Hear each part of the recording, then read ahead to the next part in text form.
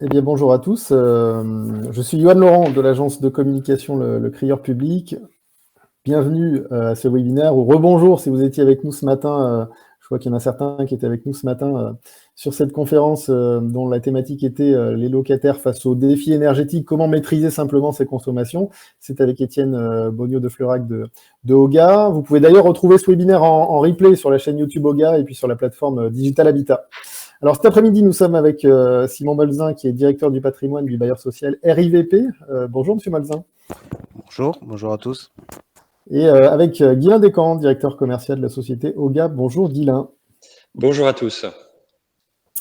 Alors ce matin, je le disais, on s'est intéressé à la performance et à la maîtrise des consommations au niveau du logement. Cet après-midi, on va monter d'un étage, puis même peut-être de plusieurs, si je puis dire, en s'intéressant à la dimension bâtiment de cette thématique, pour laquelle RIVP va être notre grand témoin et va nous permettre d'illustrer concrètement ce sujet. Alors, n'hésitez pas à nous poser vos questions, à porter vos remarques dans le chat, je les ferai remonter à nos deux interlocuteurs. Alors, pour commencer, Monsieur Molzin, est-ce que vous pourriez présenter RIVP ?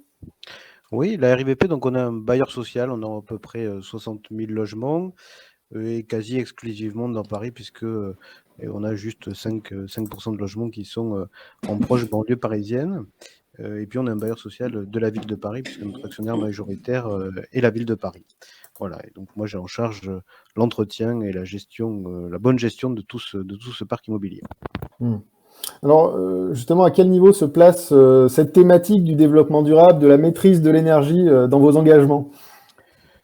Elle se place très haut puisque on a défini notre stratégie et dans nos 5 axes stratégiques, la question de la neutralité carbone est un de ces axes stratégiques avec derrière deux enjeux, hein, un grand enjeu qui est l'enjeu environnemental qui est connu, et puis un enjeu social derrière, puisqu'il y a la question de la maîtrise des charges des locataires, et particulièrement aujourd'hui, même si c'était une priorité avant les questions de crise énergétique, en tout cas, pour nous, ce double enjeu sont au sommet de nos priorités de notre société. Et du coup, quelles ont été peut-être les étapes et les innovations peut-être par lesquelles vous êtes passé pour monter cette stratégie ? Alors nous, en termes de réduction des consommations, la première, qui est celle que à peu près tout le monde met en œuvre, c'est la question de l'efficacité de nos bâtiments, hein, et des travaux de rénovation énergétique qui permettent de réduire les consommations. Mais nous, on a dessiné notre stratégie carbone et c'est pas suffisant de faire ça, il faut qu'on aille chercher plus loin. Et donc on est ouvert à toute innovation. Par ailleurs, on n'est plus un bailleur sur lequel l'innovation fait partie de son ADN, et donc on est ouvert et à l'écoute des différentes solutions qui peuvent se présenter pour tester et retenir ce qui marche et puis abandonner ce qui marche pas. Mais voilà, on teste à petite échelle pour voir ce qui peut être dupliqué et généralisé sur notre patrimoine. Oui, il y a une vraie culture de l'innovation chez vous. On essaie, et la question de la neutralité carbone est notre principal sujet d'innovation, hein. C'est la moitié de nos innovations se portent sur ces questions énergétiques, puisque c'est une priorité, comme je vous l'ai dit, et on essaie d'innover pour répondre à nos grands enjeux. Comment un bailleur finalement comme le vôtre fixe les objectifs pour diminuer les consommations énergétiques de ses résidences, pour permettre aux locataires de mieux maîtriser leurs charges Nous, on reprend notre ligne directrice, hein, c'est les grands objectifs nationaux, et puis le plan climat-énergie de la ville de Paris, qui nous fixe une trajectoire, et donc on essaie de la dupliquer. Donc nous, on sait que sur notre patrimoine, il faut qu'on réduise l'empreinte carbone de 7% par an sur nos consommations liées à nos consommations énergétiques. Et donc on sait que sur ces 7%, comme je disais tout à l'heure, il y en a 5% qui vont être obtenus par des travaux de rénovation énergétique, une meilleure isolation du bâtiment, une sobriété, entre guillemets. Et puis, il faut qu'on aille chercher 2% complémentaires. Et donc ça, on a deux gros leviers. Un levier qui est la question de réduire l'empreinte carbone de nos sources d'énergie, donc trouver des solutions innovantes en termes de vecteurs énergétiques. Et puis la deuxième, c'est la question des usages, puisque il y a quand même, au-delà des bâtiments, il y a des gens dedans, et les consommations ne sont pas décorrélées des pratiques de nos locataires. Et donc, on est très vigilant à ce que les pratiques puissent permettre d'atteindre nos objectifs. Ouais, donc ça c'est la feuille de route. Et ensuite, il y a forcément les écueils que vous pouvez rencontrer dans la mise en œuvre de cette stratégie, de ces stratégies, dans le suivi des objectifs, les objectifs qui sont aussi fixés aux exploitants. Quelles sont les difficultés que vous rencontrez ? Moi, je vois deux principaux écueils.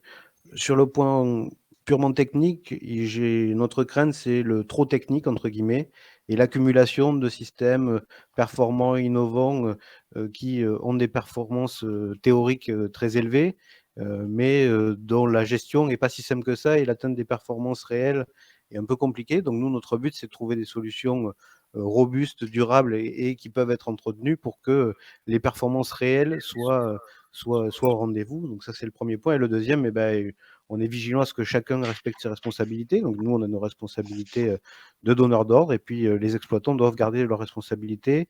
Et donc, on les intéresse à cette question des économies d'énergie. On est très vigilant parce que nous, on reste dans notre rôle de prescripteur et puis nos exploitants relèvent les objectifs qu'on leur fixe, qui sont des objectifs réalistes, mais sur lesquels ils doivent s'engager.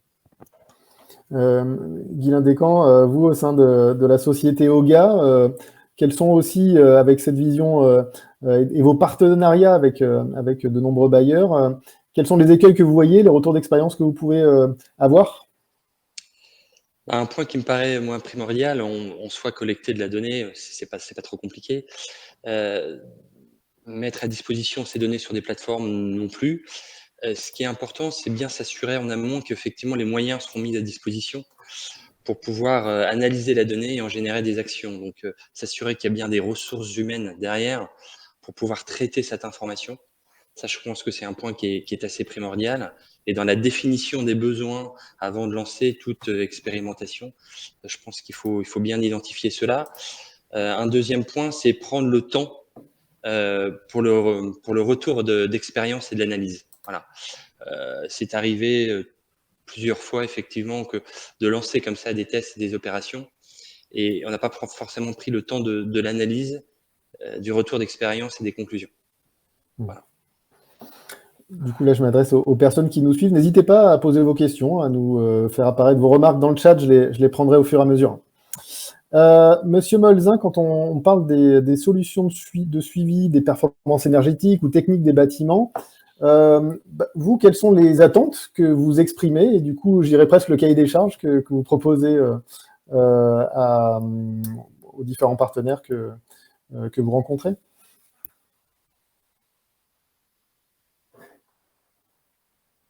Ah, je crois qu'on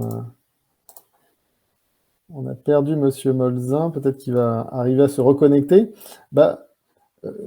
Guylain, peut-être, en attendant que Monsieur Molzin parvienne à se reconnecter, et pour qu'il nous exprime les attentes, jusqu'où on peut aller en termes justement de solutions à proposer aux bailleurs, jusqu'où ils peuvent aller? Je dirais la contrainte technique n'est pas trop forte, aussi loin que les besoins le nécessitent.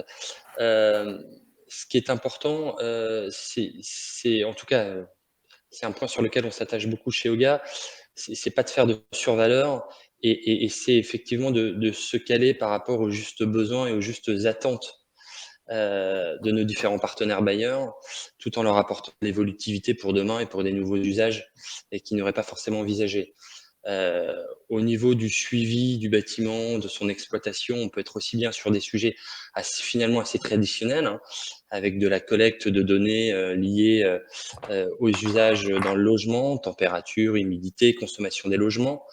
Ça peut être au niveau du suivi des équipements techniques dans les bâtiments, les caissons VMC, les skydomes, les trappes de désenfumage ou pompes de relevage. Puis ça peut être sur des analyses un petit peu plus fines, où là, je dirais, on va traiter de l'information, on va la digérer pour la rendre simple, lisible et opérationnelle pour le bailleur. Finalement, un bailleur a besoin pas d'informations trop techniques, il a besoin de savoir si ses équipements fonctionnent ou s'ils ne fonctionnent pas, si ses équipements sont performants par rapport aux objectifs qu'il a fixés ou pas performants.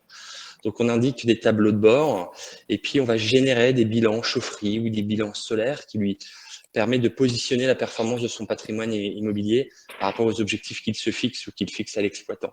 Voilà, c'est avoir des indicateurs très simples en termes de lisibilité et vraiment opérationnels. Je pense que ça, c'est très important. Monsieur Molzin est de retour. Oui, pardon. Je vous en prie. Du coup, la question que je vous posais, c'était finalement quelles étaient les attentes que vous pouvez exprimer, qu'exprime un bailleur justement sur les solutions digitales d'accompagnement qu'il peut attendre et qu'il peut placer dans un cahier des charges? Je crois que Ghislain Descamps l'a indiqué.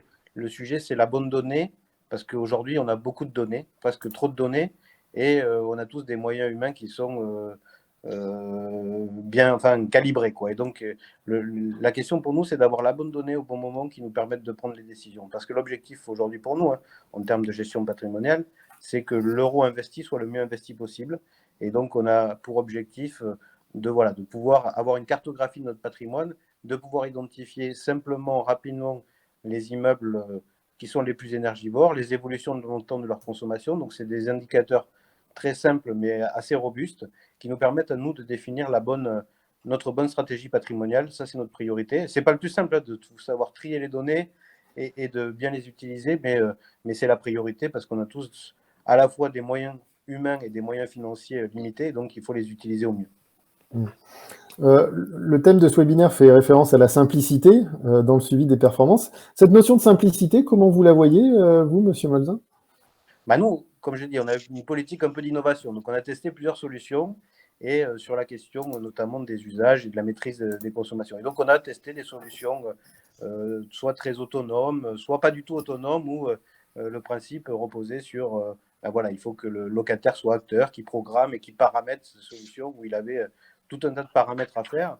Et on a fait des retours d'expérience. Et ce qu'on constate, c'est que ce qui marche, c'est les solutions les plus simples d'usage, qui prennent le moins de temps et qui sont le plus autonomes. Donc nous, notre conviction, après ces expérimentations et ces différentes innovations, c'est qu'il faut des systèmes auto-entreprenants simples, parce que sinon, on n'a pas les gains obtenus, sauf pour les 10% de geeks, entre guillemets, qui vont passer leur temps sur les applications. Sinon, il faut des solutions qui presque ne nécessitent pas l'usage des locataires.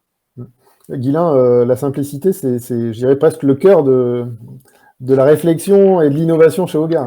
Ah oui, c'est vraiment l'ADN. C'est simplicité dans l'usage et simplicité dans le déploiement. Dans l'usage, aussi bien l'usage utilisateur quand on déploie nos solutions dans les logements via la solution EcoTouch que dans la partie plus plateforme gestionnaire. Jamais se complaire dans la technique. La technique ou l'intelligence ne doit pas se voir finalement dans toutes les interfaces que l'on propose. Il faut qu'elle soit, moi je dirais, naturellement, quand on parle de simplicité, j'y associe intuitivité. J'y associe quelque chose qui est directement opérationnel, qu'on peut utiliser très facilement et qui ne demande pas de connaissances techniques particulières. Voilà. Et nous, on y travaille tout le temps, c'est-à-dire que on va essayer de proposer des solutions qui puissent être accessibles à tous, à tout type d'utilisateurs et à tout type de gestionnaire. On est tout à fait conscient que par rapport aux plateformes que l'on peut proposer, on n'aura pas toujours un référent technique dédié à cette plateforme-là. Donc, il faut que ce qu'on lui montre, ce qu'on lui propose, lui parle et lui permette derrière d'entreprendre des actions qui soient opérationnelles et qui soient source d'optimisation pour le bailleur. Alors, si on rentre encore un peu plus dans la présentation des solutions OGA, comment elles s'inscrivent aujourd'hui dans cet objectif de performance, de suivi, et puis de simplicité, comme vous l'évoquiez à l'instant? Alors, si on prend le bâtiment dans sa globalité, c'est vrai qu'on a une partie logement où là, effectivement, on permet à l'utilisateur, quelle que soit quelle que soit sa sensibilité au digital, de pouvoir très simplement optimiser ses économies d'énergie et limiter au maximum les gaspillages en permettant des réduits de température quand il n'est pas là ou pendant ces périodes de sommeil, d'inoccupation. C'est-à-dire qu'on va assurer finalement d'avoir un thermostat qui ne demande aucune programmation et qui soit le plus efficient possible entre confort et économie d'énergie. Donc, on va généraliser les économies d'énergie sans programmation et sans compétences particulières. Avec la proposition d'une interface application, s'il le souhaite, qui est en accès libre et qui lui permet d'agir simplement sur son logement, s'il le souhaite. Ça, c'est le volet, je dirais, plutôt logement. Et puis, Voilà, exactement, via la solution EcoTouch, qui est complètement autonome et qui ne demande même aucune connexion Internet. Voilà, c'est la spécificité un peu de notre solution. Et puis, la mise à disposition via un système de collecte de données, la mise à disposition via notre plateforme ou via une plateforme tierce de données liées aux consommations et aux usages dans les logements, à la supervision des équipements techniques dans les bâtiments, et puis la génération de bilans chaufferie ou de bilans solaires, qui sont des aides à la décision pour le gestionnaire. Avec des indicateurs, vous voyez un petit peu au fond là une proposition, notre plateforme qui s'appelle EcoPlateforme et qui n'a pas vocation à être une plateforme, je dirais, technique, c'est une plateforme bâtiment, mais qui permet de visualiser tout de suite le comportement finalement de son bâtiment, aussi bien dans la partie chaufferie, bâtiment, logement. Ça peut être que logement, ça peut être logement et bâtiment, ça peut être les trois avec la chaufferie, en fonction des équipements qui seront présents dans le programme concerné. Et là, on passe sur la chaufferie. Là, on passe sur la chaufferie avec des bilans énergétiques. C'est intéressant parce que ça permet tout de suite. Alors, en fait, tout ce qu'on a développé, en fait, on n'a rien imaginé, si je puis dire. On a juste concrétisé des problématiques exprimées par des bailleurs. Des problématiques d'insatisfaction des occupants quant à la programmation, à la complexité de programmation des thermostats, par exemple. Des problématiques quant à la visibilité du comportement énergétique de leur bâtiment. Et donc là, par exemple, le bilan énergétique, le bilan chaufferie, bilan énergétique chaufferie, typiquement, les indicateurs qu'on va retrouver, ce sont des indicateurs que nous ont mentionnés les bailleurs en disant, voilà, moi, j'ai besoin de ça comme information et avec ça, je peux en tirer des conclusions et je peux mener des actions performantes pour la gestion de mon patrimoine. Voilà. Et puis là, quelques slides qui montrent finalement les Après, installations. Voilà, ça c'est des déploiements effectivement de produits. Alors la philosophie Yoga, c'est on va jamais faire de survaleur. Pour faire la survaleur, on va toujours se baser par rapport à l'existant. Donc effectivement, si on a déjà par exemple des chaufferies qui sont déjà instrumentées, on va juste s'interfacer au système existant et pour pouvoir récupérer la donnée, la digérer, la restituer. Voilà. Et puis après, on est complètement interfacé aussi à des plateformes multitechniques, des agrégateurs de données, des IntentReady ou des CitronReady ou d'autres. Voilà, on va toujours apporter cette souplesse par rapport à l'état des lieux et aux caractéristiques de fonctionnement et d'usage du bailleur. Une fois de plus, je rappelle, si vous avez des questions pour les personnes qui nous suivent, n'hésitez pas à nous les poser dans le chat ou peut-être à la fin de notre échange à les poser directement à l'oral. On les prendra. Parlons de la collaboration entre RIVP et OGA. Monsieur Molzin, comment vous avez connu d'abord OGA ? Nous, comme on le disait, on a une politique d'innovation, donc on essaie de rencontrer les gens qui nous proposent des solutions sur des thématiques qui nous parlent. Et donc, Monsieur Descor avait contacté nos équipes en disant j'ai peut-être une solution qui vous intéresse. Et donc, on a pris le temps d'échanger, de voir si ça valait le coup. Et puis ensuite, notre méthode, c'est d'expérimenter sur un périmètre réduit et puis de voir de faire un retour d'expérience. Et donc, c'est comme ça qu'on s'est lancé dans cette expérimentation. Et alors, du coup, ce projet de la rue Manin à Paris, si vous pouvez nous en dire un mot, nous le présenter. Pour en dire deux mots, c'est un petit immeuble de bâtiment où on a des gens qui sont en chauffage individuel. Et donc, en plus, pour nous, c'est important. C'est-à-dire qu'on arrive à faire des économies d'énergie sur les chaufferies ou les systèmes collectifs qu'on maîtrise. Mais nos locataires en chauffage individuel, ils sont un peu soumis aux plus fortes charges d'énergie. Donc, on essaie de trouver des solutions pour eux. Et donc, on s'est dit, faut leur proposer des solutions techniques qui peuvent les aider. Donc, nous, l'idée, c'était de communiquer auprès des locataires pour essayer qu'ils acceptent l'installation de ce système et puis de faire un retour d'expérience. Donc, ça se fait pendant cet hiver. Donc, aujourd'hui, on n'a pas encore totalement le retour d'expérience parce qu'on n'a pas une période de chauffe complète. Mais l'idée, c'est, une fois qu'on aura un peu plus de recul, de pouvoir chiffrer les économies réelles et voir comment on continue avec OGA. Guylain, sur cette expérimentation ? Oui, c'est une résidence qu'on disait tout à l'heure de 24 logements. avec un déploiement qui s'est fait via un installateur avec qui on avait l'habitude de travailler, donc avec une méthodologie bien précise. On a développé donc notre solution EcoTouch, qui est ce gestionnaire d'énergie qui intègre la fonction thermostat autoprogrammable, compteur d'énergie, puis passerelle domotique, qui fonctionne aussi bien en autonome qu'en mode connecté. Voilà, l'idée effectivement, c'est de pouvoir récupérer un maximum de données. On a déployé une infracom bâtiment qui est assez légère, avec le positionnement d'un écoboss dans les parties communes, et on collecte ces données-là et on les met à disposition du bailleur sur une plateforme, sur la plateforme EcoPlateforme. On voyait le schéma tout à l'heure. Ouais. Voilà, donc on a l'intégralité en fait de nos solutions. Et l'idée effectivement, c'est de pouvoir comparer aussi les consommations d'énergie avant, après, voir effectivement les gains que l'on apporte en termes de consommation. Et c'est d'autant plus important aujourd'hui avec la hausse significative des tarifs de l'énergie, de se dire voilà, est-ce qu'on peut maintenir le pouvoir d'achat? Est-ce que le pouvoir d'achat peut être maintenu aux locataires en généralisant, si je puis dire, les réduits de température quand c'est possible. Voilà. Donc, on aura un petit peu plus d'informations effectivement sur ces gains énergétiques d'ici quelques mois. Et du coup, vous avez en tête certainement d'aller un petit peu plus loin sur cette expérimentation? Alors, l'approche de GA, de toute manière, nous, ce qu'on aime beaucoup, c'est d'être en proximité avec nos partenaires et d'être vraiment en collaboration ou en co-développement. On aime être challengé et puis, généralement, on aime bien être dans l'enrichissement mutuel. C'est-à-dire qu'au fur et à mesure des discussions qu'on peut avoir avec les bailleurs nous interpellent sur des nouvelles fonctionnalités, sur des fonctions complémentaires.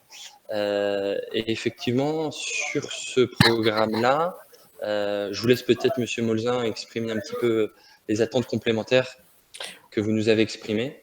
Oui, puisque bon, le premier système qu'on a installé, c'est pour le pilotage du chauffage. Mais nous, ce qu'on constate, c'est que bon, si historiquement, le chauffage, c'était quand même la plus grosse partie des consommations, c'était plus de 2/3 des consommations. Aujourd'hui, avec les bâtiments neufs et les bâtiments rénovés, on a un équilibre entre les consommations liées au chauffage et celles liées à l'eau chaude sanitaire, puisque on arrive facilement à moitié-moitié, voire une part majoritaire pour l'OCS qui en plus tourne la totalité de l'année. Et donc ça fait longtemps qu'on cherche, et donc on a partagé ce besoin avec OGA de dire sur les ballons d'eau chaude, c'est quand même des systèmes assez archaïques, entre guillemets, et pourquoi ne pas profiter des systèmes auto-apprenants du chauffage pour les développer sur les ballons d'eau chaude, parce qu'il nous semble qu'il y a de la marge sur ces systèmes-là.